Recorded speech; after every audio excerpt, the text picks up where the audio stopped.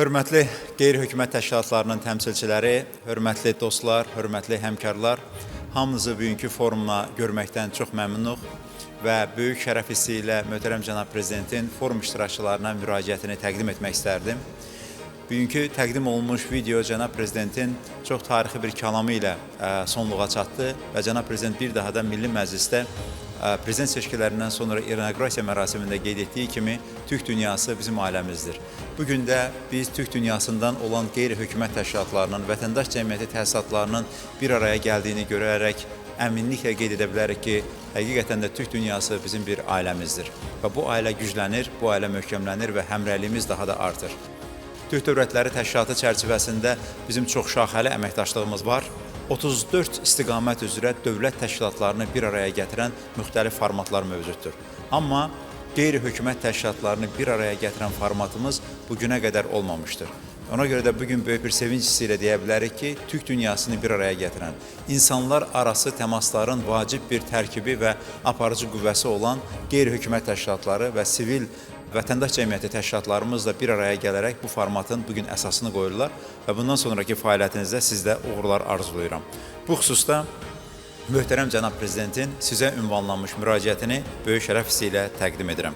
Hörmətli forum iştirakçıları, sizi Türk Dövlətləri Təşkilatına üzv ölkələrin qeyri-hökumət təşkilatlarının həmrəylik forumunda ürəkdən salamlayıram. Türk dövlətlərinin artan potensialı və qlobal müstəvidə gündən-günə güclənən mövqeyi daha iddialı məqsədlərin qarşıya qoyulmasını, birgə səylərin artırılmasını, bütün sahələrdə əməkdaşlığın dərinləşdirilməsini, çevik mexanizmlərin yaradılmasını zəruri edir. İlk dəfə keçirilən Türk Dövlətləri Təşkilatına üzv ölkələrin qeyri-hökumət təşkilatlarının həmrəylik forumu bu istiqamətdə atılmış mühüm addımdır. Regionda və dünyada sülh, təhlükəsizlik, sabitlik, tərəqqi ideyalarına sadiq olan dost və qardaş xalqlarımızı ortaq etnik köklər, tarix, dil, mədəniyyət, ənənələr və dəyərlər möhkəm bir ailə kimi birləşdirir. Türk dövlətlərinin vahid güc mərkəzi kimi çıxış etməsini şərtləndirir. Azərbaycan Türk Dövlətləri Təşkilatına hazırda sədrlik edən ölkə kimi, ölkələrin vətəndaş cəmiyyətləri təsisatları arasında da ictimai kommunikasiyanın gücləndirilməsinə çalışır. Bu günlərdə Bakıda Türk Dövlətləri Təşkilatına üzv ölkələrin Qızıl Aypara Cəmiyyətləri Prezidentlər Şurasının iclaslarının keçirilməsi, QT-lərin indiki həmrəylik forumu və ardınca Türk Dövlətləri Təşkilatının media və informasiyaya məsul nazirlərinin və yüksək səviyyəli rəsmilərinin növbəti toplantısı bu sahədə aparılan işlərin miqyasını və çoxtərəfli xarakterini nümayiş etdirir. Bugün Türk dünyası özünün yüksəlik dövrünü yaşayır. 5 il əvvəl qazandığımız Qarabağ zəfəri Türk xalqlarının ümumi sevinci və qürur mənbəyidir.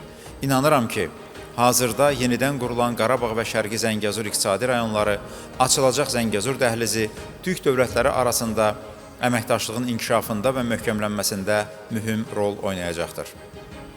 Azərbaycan Türk Dövlətləri Təşkilatına üzv ölkələrlə iki tərəfli və çoxtərəfli əsasda qeyri-hökumət təşkilatları üçün tarix, mədəniyyət, ekologiya, iqlim siyasəti və digər sahələrdə ortaq qrant müsabiqələrini elan etməyə, qarşılıqlı kommunikasiyanı gücləndirən layihələri dəstəkləməyə hazırdır.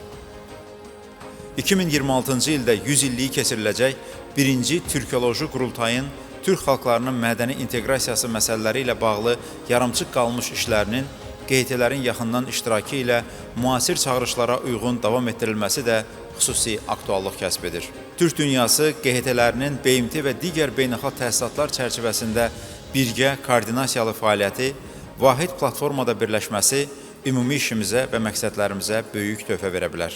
Əminəm ki, forum zamanı quracağınız əməkdaşlıq əlaqələri Türk dünyasında həmrəyliyin, birliyin və ölkələrimiz arasında münasibətlərin daha da möhkəmlənməsinə xidmət edəcəkdir. Sizi bir daha Azərbaycanda salamlayır, forumun işinə uğurlar arzulayıram. İlham Əliyev, Azərbaycan Respublikasının Prezidenti, Bakı şəhəri, 24 noyabr 2025-ci il. Təşəkkür edirik, bir daha forumun işinə uğurlar arzulayıram. Sağ olun.